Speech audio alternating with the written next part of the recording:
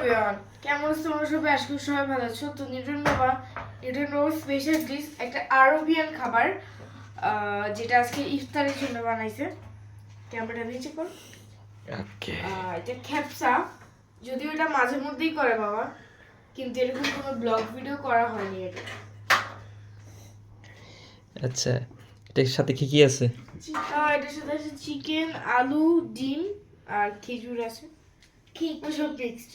খেজুর আর একটু কি কি কিসমিস দিতে, কিন্তু আমি কিসমিস না করছিলাম, কারণ আমাকে সবগুলি বাইশ বাইশ বাইশ বেঁচে খেতে হবে।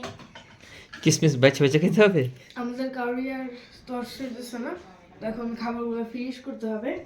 অ্যান্ড এখানে খেপসার সাথে আরও কিছু আইটেম আছে, যেমন আনারস, কিছু ফল, বুট, জিলাপি, খেজুর, কিছু চপ। ওকে তো বাই।